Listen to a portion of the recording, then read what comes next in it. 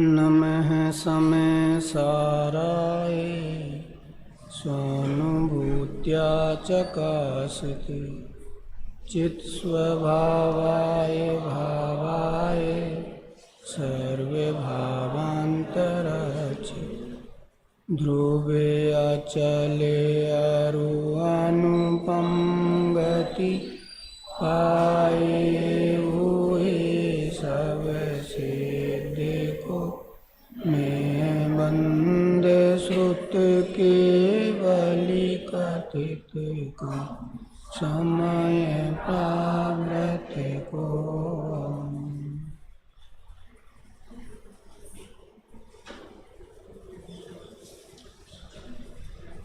समय सार जी परमागम विराजमान हैं। इसकी 34 नंबर की गाथा पर चर्चा प्रारंभ की है। उसमें अभी तक अपन ने गाथार्थ पढ़ा और उसके बाद में टीका की प्रथम पंक्ति कल अपन ने पढ़ी थी। एक बार उसको पढ़ के आगे बढ़ेंगे। यह भगवान आत्मा ज्ञाता द्रव्य है, वह अन्य द्रव्य के स्वभाव से होने वाले अन्य समस्त परभावों और उनके अपने स्वभाव से व्याप्त न होने से पररूप जानकर त्याग देता है। ये त्याग की प्रक्रिया क्या है? जब जीव ज्ञानी होता है, अपने ज्ञान स्वभाव को पहचानता है, तो परद्रव्यों का त्याग सहज ही किस प्रकार से हो जाता है, उसकी विधि आचार्य देव ने यहाँ लिखी कि जब यह भगवान ज्ञाता द्रव्य आत्मा है, वह अन्य द्रव्य के स्वभाव से होने वाले अन्य समस्त परभावों को, और परभावों के 3 भेद किए, इसकी चर्चा कल अपन ने की थी, उनके अपने स्वभाव भाव से व्याप्त न होने से, जो परद्रव्य के भाव हैं उनके स्वभाव भाव रूप व्याप्त न होने से पररूप जानकर उन्हें त्याग देता है। ये एक नियम है। ये जीव जिसको अपना मानता है उसी के बारे में रात और दिन सोचता है। जिसमें अपनापना नहीं होता उसके संबंध में इसको कोई विचार उत्पन्न नहीं होते हैं। जैसे पड़ोसी के व्यापार धंधे में कितना ही घाटा पड़ जाए, कितना सोचते हैं हम। पड़ोसी के यहाँ कोई दुर्घटना घट जाए, उसके बारे में कितनी देर तक सोचते हैं। और वही दुर्घटना अपने घर में घट जाए, अपने यहाँ व्यापार धंधे में कोई घाटा पड़ जाए, तो उस बारे में कितना सोचते हैं। तो जहां अपनापन होता है वहां यह जीव उसके बारे में, संग्रह विग्रह के बारे में सोचता रहता है। लेकिन जब किसी भी द्रव्य के प्रति अपनेपन का भाव टूट जाता है तो स्वयमेव उसके संबंध में किसी भी प्रकार का संग्रह करने का या विग्रह करने का भाव स्वयमेव चला जाता है। उसके संबंध में कोई भाव उत्पन्न नहीं होता। आचार्य देव ने ये कहा कि जब परद्रव्यों को, परद्रव्य के भावों को और परद्रव्य के निमित्त से उत्पन्न होने वाले अपने विकारी भावों को जब जीव ने पर जान लिया तो फिर उसके संबंध में कोई उसको भाव ही उत्पन्न नहीं होता कि ये रहे, कि ये जाए, कि ये ऐसा परिणमन करे, कि ऐसा परिणमन नहीं करे, इस प्रकार से परिणमन करे। इस तरह का कोई भी भाव उसको उत्पन्न नहीं होता है। और जब ऐसा सहज ज्ञान होता है तो पर वस्तुओं का उसको सहज में ही त्याग हो जाता है। जैसे हमने अभी 10 लक्षण महापर्व के दिन चल रहे हैं और आज मुझे उपवास करना है, ऐसा भाव कर लिया और हमने ज्ञान में निर्णय कर लिया, कि आज मुझे भोजन नहीं करना है। तो फिर भोजन का त्याग करने के बाद में जब ये जान लिया कि आज मुझे भोजन नहीं करना है, आज मैं स्वाध्याय चिंतन मनन में अपने उपयोग को लगाऊंगा, तो फिर पूरे दिन भोजन के संबंध में कोई विकल्प भी उत्पन्न नहीं होता है। क्या बनाया है, क्या क्या मालताल बना है, बना होगा कुछ, मेरे काम का नहीं है। तो ऐसे ही यहां कहते हैं कि जब ये ज्ञायक भगवान आत्मा अपने ज्ञान चेतना स्वरूप को जानता है, परद्रव्य के भाव और उनके निमित्त से उत्पन्न होने वाले विकारी भाव, इनको पर जानता है, तो उनके संबंध में किसी भी प्रकार का भाव इसको उत्पन्न नहीं होता। उसी का नाम सच्चा त्याग है। जैसे मकान है अपना, अब ये विरक्त होकर के दीक्षा धारण करके चल दिया, उससे अपना कोई संबंध नहीं माना, तो अब मकान का क्या हुआ, अभी मकान में कौन रह रहा है, कितना विकल्प आता है, व्यापार धंधा कैसा चल रहा है, कितना विकल्प, जो चीज छोड़ी दी उस संबंध में विकल्प उत्पन्न भी नहीं होते हैं। इसलिए यहां आचार्य देव ने यह कहा कि समस्त परभावों को उनके अपने स्वभाव भाव से व्याप्त न होने से, ये प्रभाव मेरे स्वभाव में व्याप्त नहीं होते हैं, ऐसा व्याप्त न होने से पररूप जानकर त्याग देता है। ये पर हैं, मेरे स्वभाव भाव रूप नहीं है, ऐसा जान करके उनको त्याग देता है। डॉक्टर साहब एक उदाहरण इसमें तो दिया ही है, वस्त्र का उदाहरण। डॉक्टर साहब एक उदाहरण देते थे कि जैसे एक हॉस्पिटल में एक ही दिन एक ही समय में 2 बच्चे पैदा हुए। एक तो करोड़पति सेठ के यहां बच्चा पैदा हुआ, सेठानी ने पुत्र जन्म को दिया, और एक मजदूर के यहां, एक गाड़ी या लोहार आदि होते हैं, उसके यहां भी एक बच्चा हुआ। बच्चे पैदा हुए, कुछ समय बाद ऐसी घटना घटी, घंटे आधा घंटे में पैदा होने के, कि वहां उस हॉस्पिटल में आग लग गई, अफरा तफरी मच गई पूरी आग लगने से। तो जब हॉस्पिटल में आग लग गई तो जो नर्स होती है, सिस्टर होती हैं, उन्होंने कहा इन बच्चों को जल्दी से अपनी माताओं के पास पहुंचाओ और उनको बोलो कि तुम यहां से जल्दी से निकल जाओ। ऐसा विचार करके उन्होंने जितने बच्चे वहां डायलिसिस में रख रखे थे उनको सबको उठा करके माताओं को दिया। तो जल्दबाजी में क्या हुआ, वो सिस्टर से कि जो 2 बच्चे उसने उठाए, पास पास डायलिसिस में लगे हैं, तो जो मजदूर का बच्चा था उसको तो सेठानी की गोद में डाल दिया, और सेठानी के बच्चे को मजदूर की गोद में डाल दिया। और फिर वहां से वो हॉस्पिटल में आग लग गई, उनका ट्रांसफर हो गया, दूसरी जगह नौकरी करने चले गई, बहुत दिनों तक मिलना नहीं हुआ। 20-25 साल गुजर गए। 25 साल बाद पुनः उस सिस्टर का वापस उसी नगर में आना हुआ। तो उसी नगर में जब लौट करके आई तो उसको वो बात ख्याल आई कि अरे 25 साल पहले यहां इस तरह से हॉस्पिटल में आग लग गई थी और मैंने एक मजदूर के बच्चे को सेठानी की गोद में डाल दिया था और सेठानी की बच्चे को मजदूर की गोद में डाल दिया था। ये बात मुझे पता है, तो वो सत्य बात सेठानी जी को भी बता देनी चाहिए, ऐसा उसको भाव आया। और वो सेठानी जी से कहने गई तो पहले तो उन्होंने स्वीकार नहीं किया, ये कुछ लोभ लालच के कारण से ये ऐसा कह रही होगी।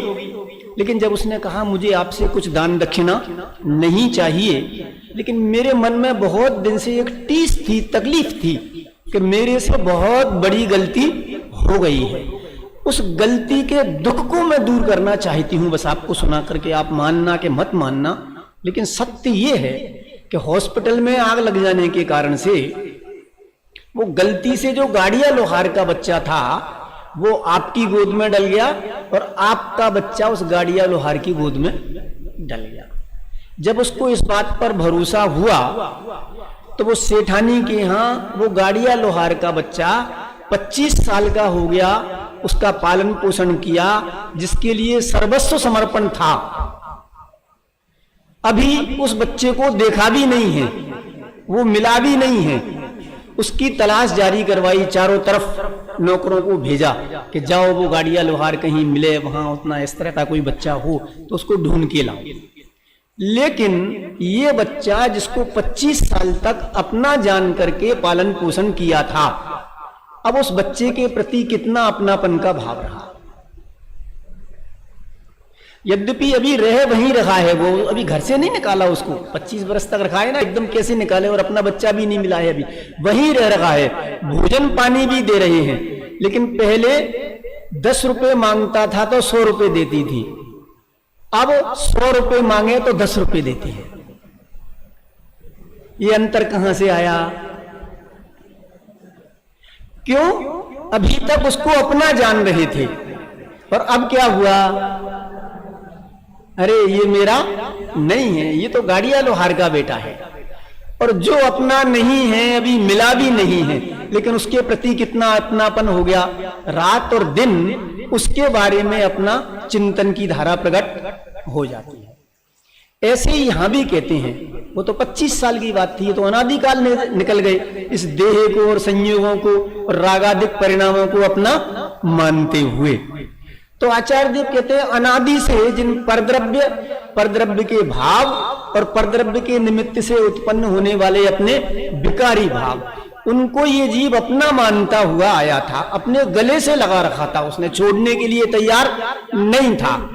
जब ज्ञानी धर्मात्मा के द्वारा यथार्थ वस्तु का स्वरूप समझाया गया और इसको निर्णय हुआ कि अरे मैं तो ये ज्ञायक भाव स्वरूप हूं, ये राग भाव स्वरूप, देह भाव स्वरूप और ये परद्रव्य भाव स्वरूप में नहीं हूं, ऐसा जब उसको भेद विज्ञान हुआ तो उन परद्रव्यों के प्रति अपने आप ममत्व का परिणाम टूट गया, और ममत्व का परिणाम टूट गया तो परद्रव्य भी स्वयमेव छूट जाते हैं, छोड़ना नहीं पड़ता है।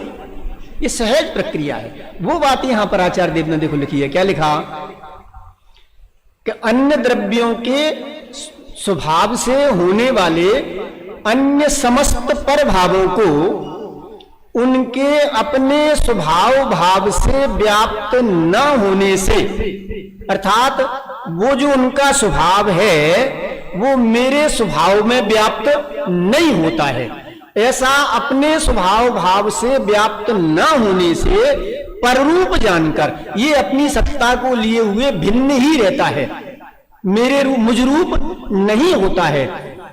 ऐसा पररूप जानकर उसके प्रति राग को त्याग देता है, लक्ष्य को त्याग देता है। इसलिए जो पहले जानता है वही बाद में त्याग करता है, अन्यथा कोई त्याग करने वाला नहीं। तो स्वरूप क्या हुआ कि जानता है तो त्याग करता है, बिना जाने त्याग होता नहीं। एक छोटा बच्चा होता है 1-1.5 साल का, उसको किसी ने एक गुब्बारा लाके दे दिया। अब गुब्बारा लाके दे दिया तो गुब्बारे को पकड़े है, कोई मांगे तो देता नहीं है। अब कोई दूसरा मेहमान हमारे यहाँ आए और उन्होंने कहा बेटा ये गुब्बारा हमें दे दो, तो वो नहीं देता है, बच्चा जोर से पकड़ लेता है उसको। जब उसने कहा कि ये तुम 100 का नोट ले लो और ये गुब्बारा हमें दे दो, तो भी उसको गुब्बारे का बहुत कीमती लगता है उसको, तो गुब्बारा, तो वो गुब्बारे को छोड़ता नहीं है। लेकिन जब उसकी मम्मी ने कहा कि बेटा दे दे, ऐसे हजारों गुब्बारे इस 100 रुपए में आ जाएंगे, ये 100 का नोट इतना कीमती है, तो दे दे इस गुब्बारे को। बच्चा पूरी थैली आ जाएगी, पूरा पैकेट आ जाएगा गुब्बारे का, ऐसे गुब्बारे पैकेट भर के आ जाएंगे इस 100 रुपए में, तो वो तुरंत उसको छोड़ दो। क्यों? उसको 100 रुपए की महिमा आई तो वो गुब्बारे की प्रीति स्वयं छूट गई। जब उसकी प्रीति छूटी तो गुब्बारा भी छूट गया। ऐसे ही यहां कहते हैं कि जब इस जीव को अपने ज्ञायक स्वभाव की महिमा आती है, कह रहे मैं तो ऐसा अनंत गुणों की खान, चैतन्य का निधान, परम पिता परमेश्वर मैं स्वयं हूं। वो एक पूजन की पंक्ति में आती है ना, बाद में लिखते हैं तुम हो पूज्य पुजारी हूं ये भेद करूंगा स्वाहा। अब तक तो मैंने आपको पूज्य माना और अपने को पुजारी माना, लेकिन आपकी वाणी से, आपकी दिव्य ध्वनि के द्वारा जब आपने मुझे मेरी महिमा बताई और मुझे मेरी महिमा का भान हुआ, तो अब वो पूज्य और पूजक का भेद चला गया, अभेदता परिणति में प्रकट हो गई।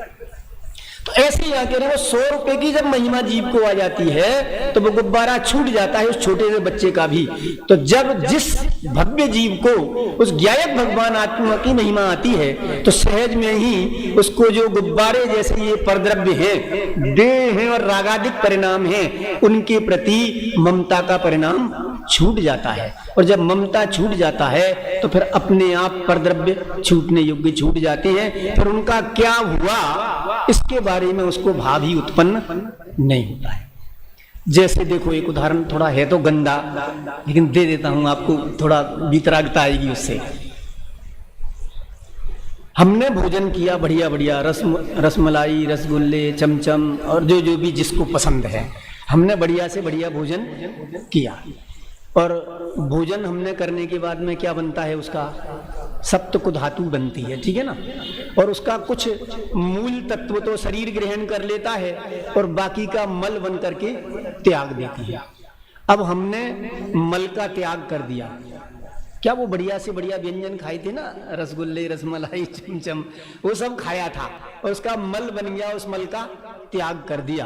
अब त्याग करने के बाद में उस मल के बारे में कितना विचार आता है, तो उसका क्या हुआ, कुकर ने खाया क्या, सूकर ने खाया क्या, कोई गाय खा गई या किसी की चप्पल से लग के इधर उधर पूरी सड़क पर बिखर गया, कुछ विचार आता है, उसकी तरफ देखने का भी भाव आता है। अरे नजर पड़ जाए तो मुंह फेर लेते हैं। क्यों? क्योंकि उसके प्रति हमें कोई अपनापना नहीं होता है। जहां अपनापना नहीं होता है तो उसके संबंध में कोई भाव भी नहीं होता है।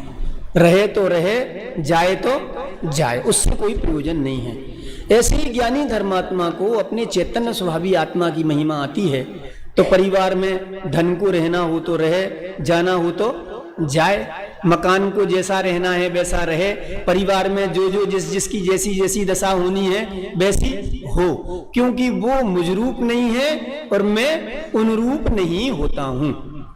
यही तो अप्रतिबुद्धता को छोड़ने का है। वो 19 नंबर की गाथा से जो प्रारंभ किया था उसी को आगे बढ़ाते हुए यहां कह रहे हैं ना कि जो अप्रतिबुद्ध था वो अपने ज्ञायक आत्मा के स्वरूप को पहचान करके प्रतिबुद्ध होकर के वो अप्रतिबुद्धता को छोड़ देता है, परद्रव्यों के प्रति ममता के परिणाम को छोड़ देता है। और जब परद्रव्य के प्रति ममता के परिणाम को छोड़ देता है तो परद्रव्य का त्याग भी सहज में ही हो जाता है ना। देखो 19 नंबर से 25 नंबर की गाथा है ना, देखो पीछे देख लेते हैं अपन। अप्रतिबुद्ध को समझाती हैं, यहां से शुरू किया ना समझाना, अब अप्रतिबुद्ध को समझाते हैं। देखो अनादि काल से क्या मान रहा था ये जीव, नो कर्म कर्म जू में अवरु में कर्म नो कर्म है, यह बुद्धि जब तक जीव की अज्ञानी तब तक वो कब तक अज्ञानी रहता है, कब तक ये परद्रव्य को नहीं छोड़ता है। अज्ञानी मतलब परद्रव्य को पकड़ के रखना, कस के।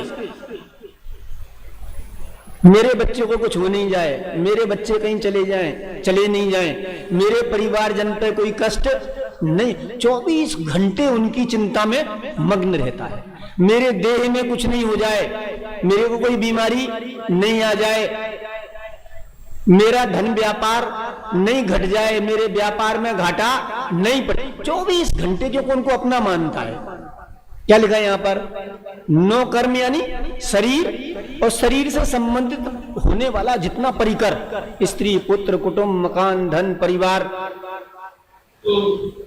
वस्त्र जेवरात जो कुछ है वो सब नौ कर्म की श्रेणी में, ठीक है ना, वो सब नौ कर्म।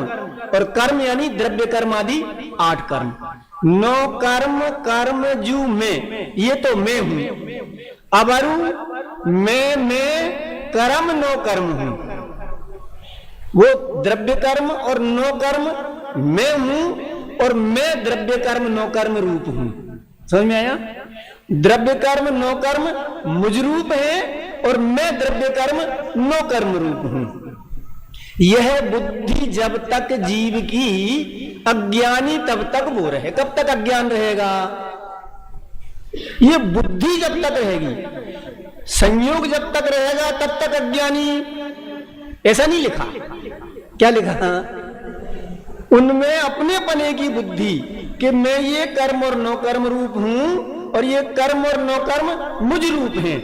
ऐसी जब तक मिथ्या बुद्धि अज्ञानी जीव की पड़ी हुई है, तब तक वह अज्ञानी बना रहता है। ठीक है ना? आगे देखो 20 नंबर की गाथा में और कहा, खाली इतनी बात नहीं है वर्तमान की, मैं ये अबरू ये मैं हूं इनका,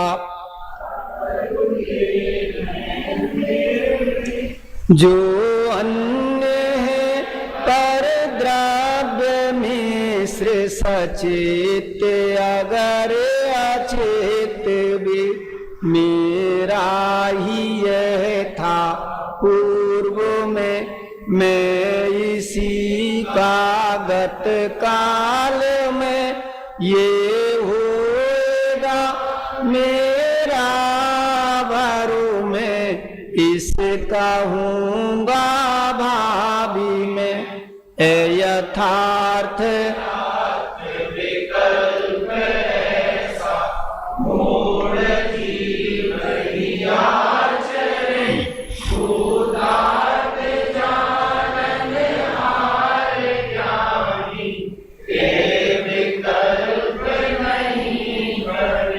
क्या अर्थ इसका?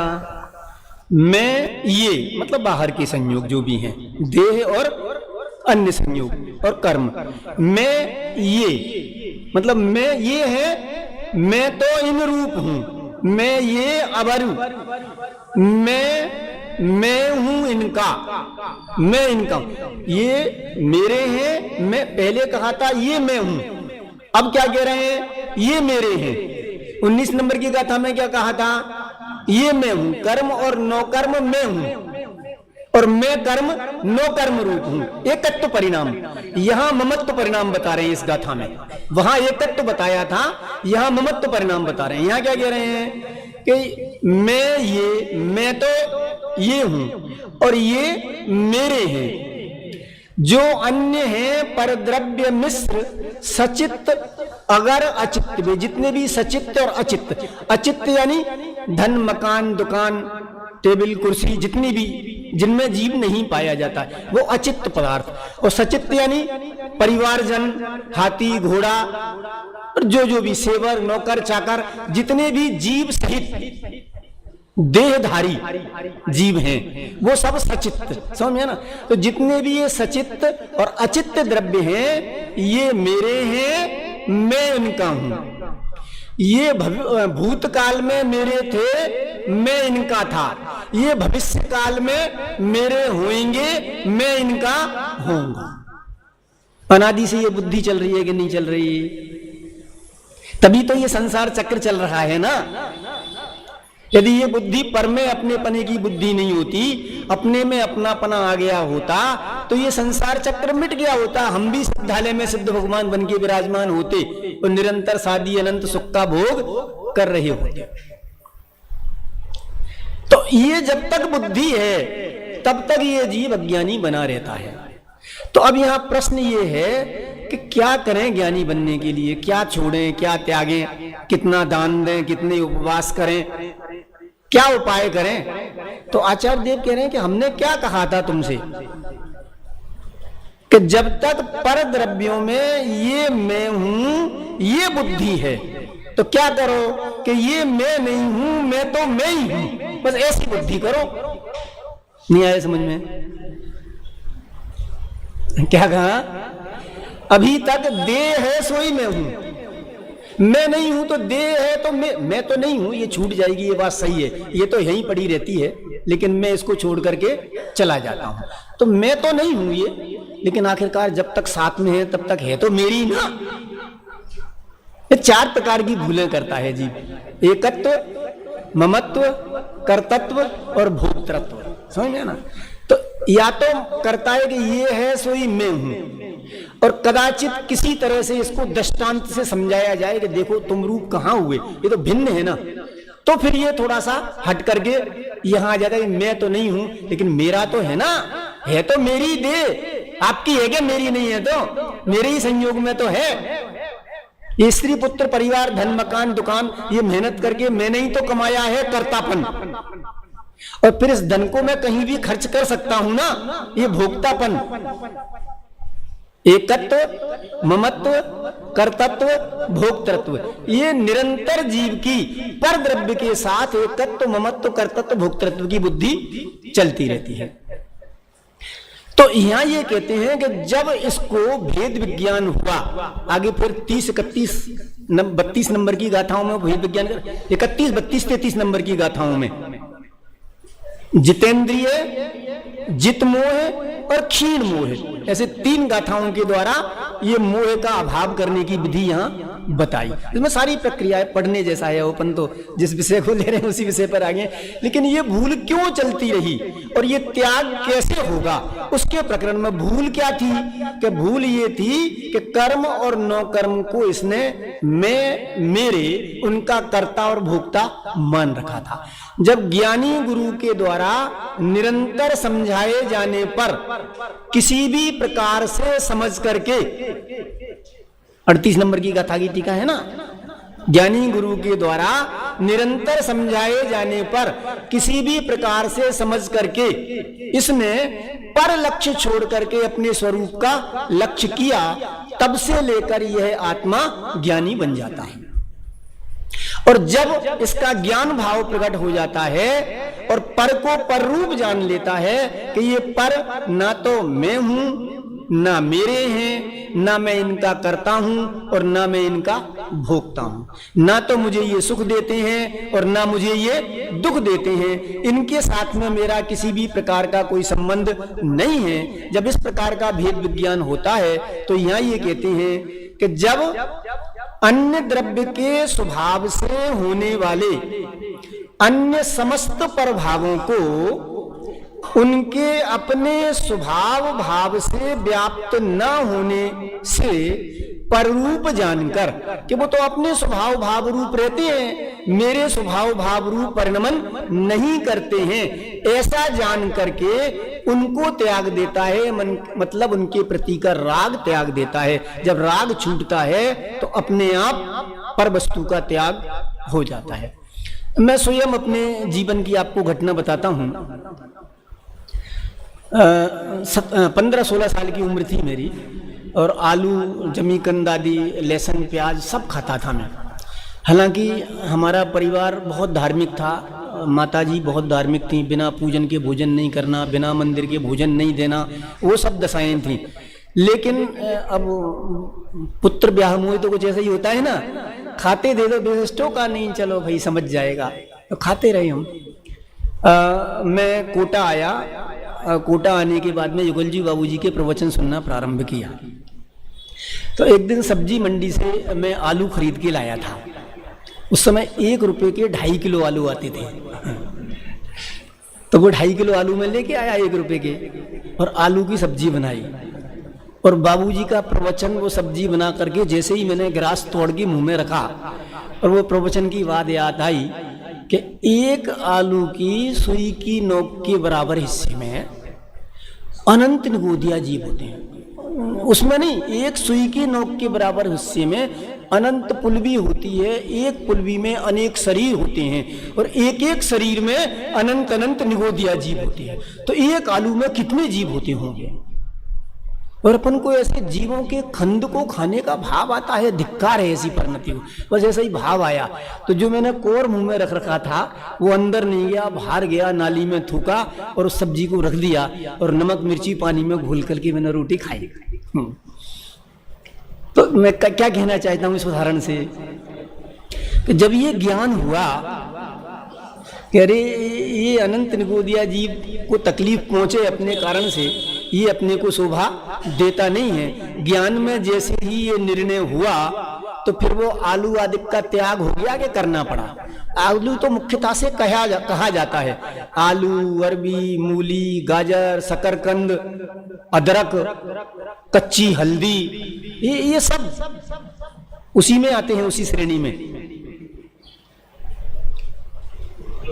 तो साहब फिर हल्दी तो हम खाते हैं, वही सूखने के बाद पड़ी पड़ी सूख जाती है। हल्दी है और अदरक की सोंठ है, ये पड़ी पड़ी सूख जाती है। बाकी की आप मूली, गाजर वगैरह उसको छोड़ देंगे तो पड़ी पड़ी सूखेगी नहीं, वो सड़ जाएगी, उसमें जीव पैदा हो जाते हैं। और ये पड़ी पड़ी सूख जाती है तो अपने आप उसमें से जीव निकल गया। जीव निकल गया तो वो अजीब होने के कारण से फिर भक्ष हो जाती है, समझे ना। इसलिए हम हल्दी और उसका उपयोग कर लेते हैं, सोंठ का। अदरक और कच्ची हल्दी के अचार का उपयोग नहीं करते हैं, समझ में है ना। तो ये यहां पर कहा, तो जब ये ज्ञान होता है तो अपने आप छूटने योग्य वस्तु का त्याग हो जाता है, छोड़ना नहीं पड़ता है। मैं अभी देवसात गुरु की पूजन कर रहा था ऊपर श्री मंदिर भगवान के यहाँ, उसमें बहुत बड़ी पंक्ति आई तो मुझे ख्याल आया अनादिकाल से क्या भूल रही है। आज मान का प्रकरण भी है ना, तो उसमें चंदन के छंद में, अक्षत के छंद में डॉक्टर साहब ने लिखा, अभिमान किया अब तक जड़ पर, अक्षय निधि को ना पहचाना, मैं जड़ का हूँ जड़ मेरा है, यह सोच बना था मस्त। 19 नंबर की गाथा का पद्यानुवाद है एक तरह से, मैं जड़ का हूं जड़ मेरा है।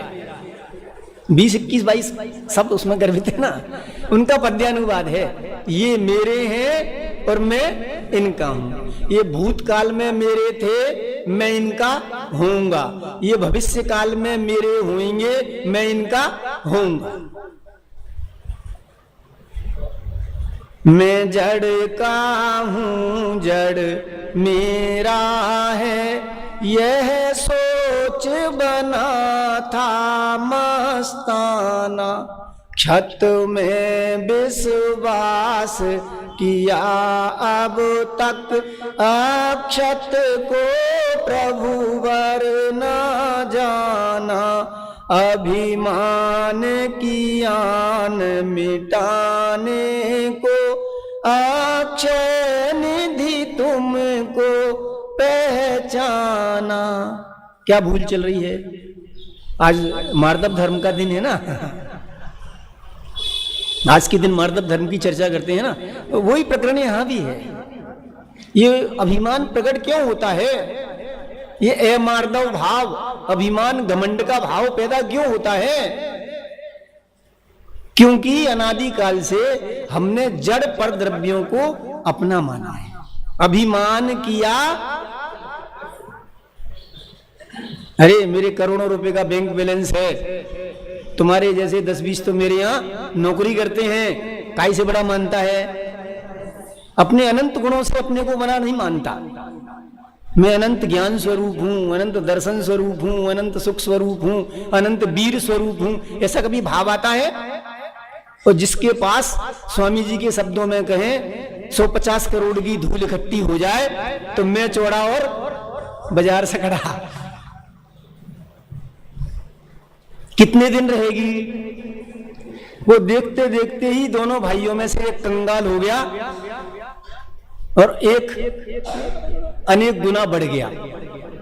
मुकेश और अनिल अंबानी नहीं है, कर्जे में डूब गया। भव नहीं बदला अभी, उसी मनुष्य पर्याय में दोनों को प्रॉपर्टी का बंटवारा तो बराबर हुआ था ना, लेकिन उसका प्रोजेक्ट नहीं चल पाया, डूब गया सारा कर्जे में। क्योंकि जितने भी सेठिया लोग होते हैं, प्रॉपर्टी 10 करोड़ की है तो काम 50 करोड़, 100 करोड़ को 500 करोड़ का करते हैं, और जरा सी ऊंच नीच हो जाए तो डूब जाते हैं। लेकिन आजकल समझदारी करने लग गए, ये शेयर मार्केट जुआ का धंधा है, अच्छा नहीं है। हमारे पास तो कागज ही रहते हैं, रात दिन उन कागजों में हमारा उपयोग लगा रहता है, समझ में आया ना? देखते रहते हैं, देखते रहते हैं। 10 के 20 हो गए, अब 50 हो गए, अब 100 हो गए, और 100 से सीधा 1 पे आ जाता है। होता है कि नहीं होता है? अभी सेंसेक्स बढ़ रखा है, यदि सरकार बदल जाए थोड़ी सी अभी है, और नीति बदल दे गवर्नमेंट, जरा सी नीति बदल दे किसी संदर्भ में, एकदम शेयर गिर करके 0 पे आ जाए। 10 का खरीदा था, 10 की कीमत भी नहीं रहे उसकी, 1000 पे पहुंच के। कितनी देर लगती है, कितनी देर तक साथ रहेगा? तो ये पूजन की पंक्ति, मेरा बहुत देर तक मन यहीं अटक गया। मैंने यार जीव क्या जबरदस्ती परधर्म में अपना करके व्यर्थ ही ये अभिमान कर करके दुखी हो रहा है, अपने मार्दव स्वभाव को देख करके आनंद नहीं भोगता है। ये परद्रव्य से संबंध क्या है? मैं तो अनंत पति हूं, इस करोड़ की क्या बात करूं मैं? कोई करोड़पति कहे, इसमें मेरी निंदा है कि प्रशंसा है? अनंत पति को करोड़पति कहते हो आप? अरे अरबपति को तुम करोड़पति कहो, किसी सेठ की प्रशंसा करो, या आप जानते नहीं हो ये लखपति आदमी है, उसको कैसा लगेगा? जैसे किसी ने चांटा मार दिया हो। लखपति हूं कि अरबपति हूं मैं? तो ऐसे ही मैं कैसा हूं? अनंत पति, अनंत गुणों की खान, अनंत रत्नों का गोडाउन में भरा हुआ हूं। मतलब अनंत गुण मैं हूं, भरा हुआ मैं तो भिन्नपना आ जाता है। अनंत गुण मैं हूं, ऐसा अनंत पति मैं हूं, और वो करोड़ों की बात करे तो ये मेरी निंदा है कि प्रशंसा है? और वो मेरी है कि पर की है? लेकिन जीव विचार नहीं करता है, इसलिए यहां कहा देखो, अभिमान किया अब तक जड़ पर, अक्षय निधि को ना पहचाना। ये हाथ और चेहरा भी बोलता है कुछ।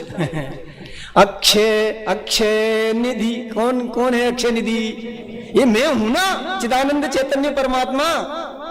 अक्षय निधि को ना पहचाना, मैं जड़ का हूं, जड़ मेरा है, यह सोच बना था मस्ताना, यानी पागल हो रहा था ये सोच सोच के। छत का विश्वास किया अब तक, अक्षत को प्रभु वरना, क्षत यानी नाश हो जाने वाले, उनमें तो विश्वास किया। ये धन मकान नष्ट होने वाले हैं कि शाश्वत रहने वाले हैं? और मैं चैतन्य भगवान आत्मा अक्षय स्वरूप रहने वाला हूं कि नहीं? अनादि अनंत, अनादि से था, वर्तमान में हूं, और भविष्य में अनंत काल तक रहने वाला हूं कि नहीं? इस पर भरोसा नहीं आता। हाँ वो तो ठीक है, वो तो है, वो तो है। हमारे एक मित्र थे, वो एक उदाहरण दिया करते थे कि साहब आपको चाय फायदा करती है या नुकसान करती है? तो वो कहते थे कभी कभी नुकसान करती है और कभी कभी फायदा करती है। क्या मतलब? कभी नुकसान करती है, कभी फायदा करती है। तो कोई पिला दे तब तो फायदा करती है, और अपन को किसी को पिलानी पड़ जाए तो नुकसान करती है। तो ये बुद्धि कहां से आती है? अपनी जेब का पैसा तो अपना लगता है, और दूसरी की जेब का पैसा पराया लगता है। लेकिन अपनी जेब का पैसा भी पर है कि नहीं है? समझ में आ रहा है?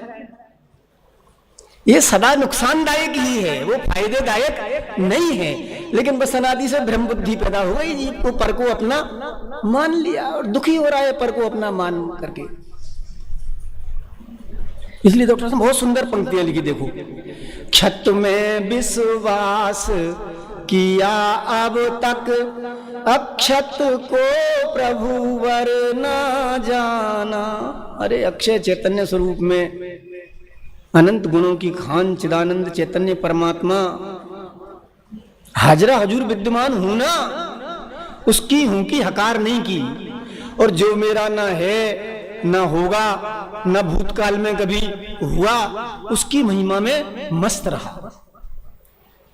अब यहां उसकी महिमा को छोड़ना है, बस अपनी ज्ञान स्वरूप की महिमा आ जाए तो ये पर का अभिमान स्वयं छूट जाता है, मार्दव धर्म जीवन में प्रकट हो जाता है। उसकी यहां चर्चा है, देखो, छत में विश्वास किया अब तक, अक्षत को प्रभु वर ना जाना, अभिमान की आन मिटाने को अक्षय निधि तुमको पहचाना। हमारी परिणति का वो अभिमान का परिणाम कैसे जाए, मार्दव धर्म कैसे प्रकट हो। तो हे परमात्मा, जब मैंने आपको देखा तो आपके पास तो कुछ भी नहीं है, आप तो उन सब परद्रव्यों से भिन्न ज्ञान चेतना स्वरूप हो, ज्ञायक भगवान हो। देखो बहुत सुंदर भजन उसमें क्या नाम है, निरपेक्ष भावना है, कौन सी है, उन्होंने लिखा है। बस 2 पंक्तियां सुना के बात पूरी करते हैं अपन।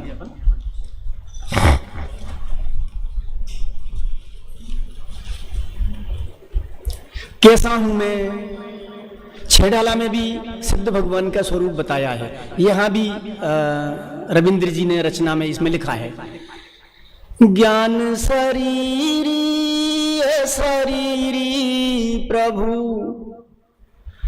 सब कर्मों से न्यारा है। फिर से बोलता हूं, ज्ञान शरीरी शरीरी प्रभु सब कर्मों से न्यारा है। निष्क्रिय परम प्रभु ध्रुव ज्ञायक अहो प्रत्यक्ष निहारा है।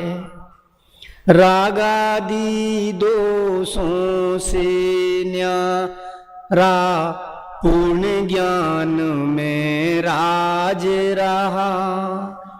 असंबद्ध सब पर भावों से चेतन वैभव छाज रहा।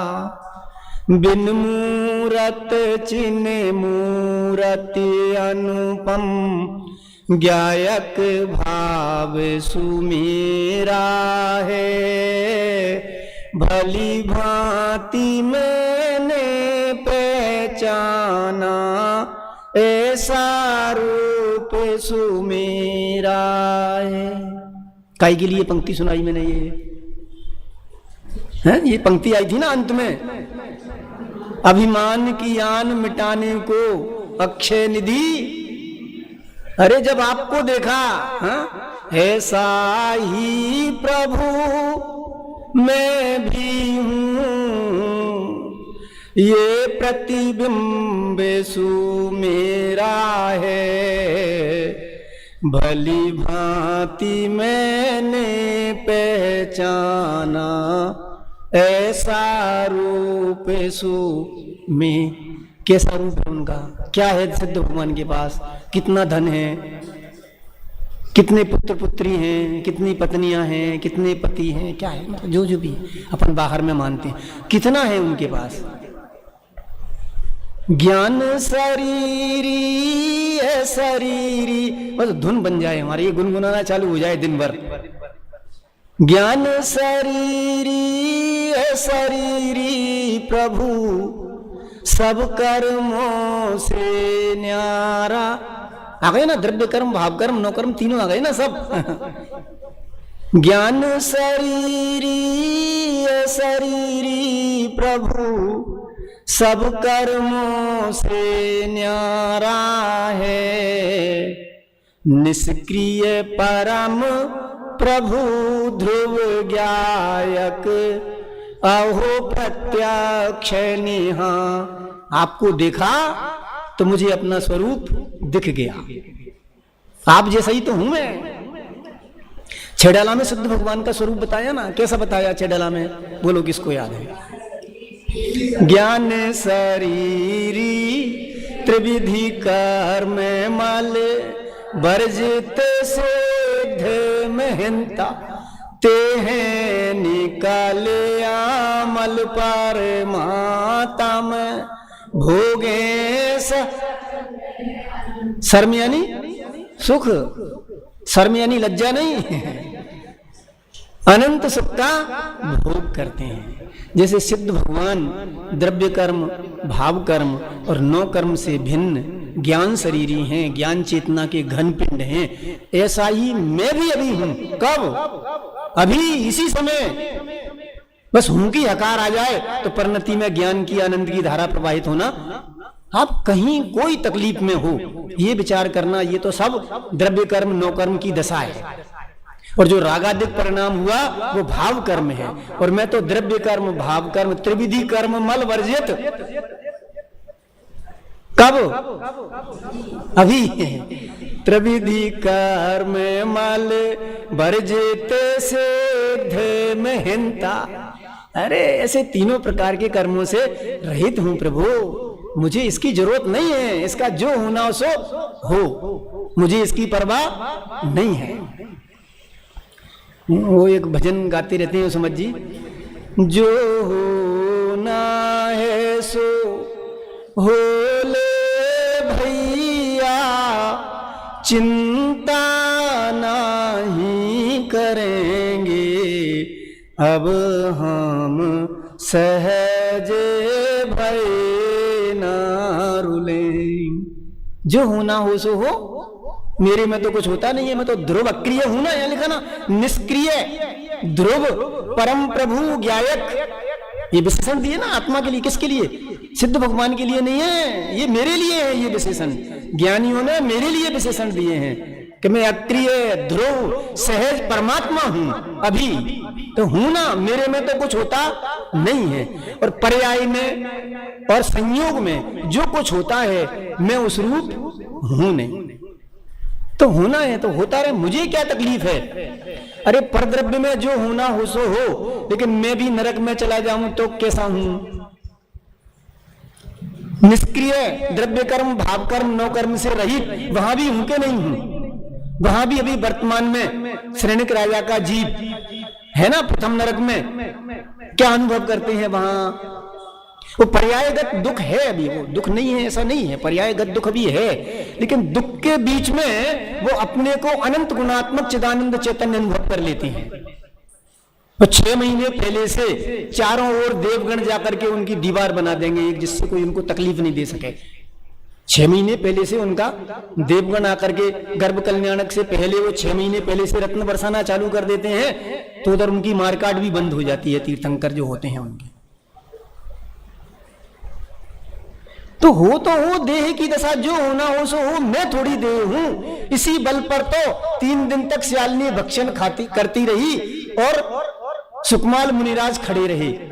सुकोसल को उनकी माता उसी भव की, दूसरे भव की नहीं, उसी भव की मां रो रो करके मर गई और व्याघ्री बन गई, और व्याघ्री बन के उसी अपने पुत्र का भक्षण कर लिया। क्या मोह की विचित्र दशा और क्या संयोग की दशा, बताओ तो सही, कौन अपना है? थोड़ा विचार। ये प्रथमान योग भी बहुत प्रेरणा देते हैं। मुझे तो प्रथमान योग से पुण्य पाप का फल स्वरूप समझ के ये इधर रुचि लगी है कि जो विपरीत संयोग मिले वो पाप का फल, और जो अनुकूल संयोग मिले वो पुण्य का फल। और मैं उन पुण्य पाप से न्यारा, सब कर्मों से न्यारा, भिन्न ज्ञान चेतना स्वरूपी ज्ञायक भगवान आत्मा। बस ये वस्तु स्वरूप का विचार करें, अपने स्वरूप में सहज जमे और रमे आत्मानुभूति को प्राप्त हों और मोक्ष मार्ग पर आगे बढ़कर के सच्चे सुख को प्राप्त करें। ऐसी मंगल भावना से विराम देते हैं।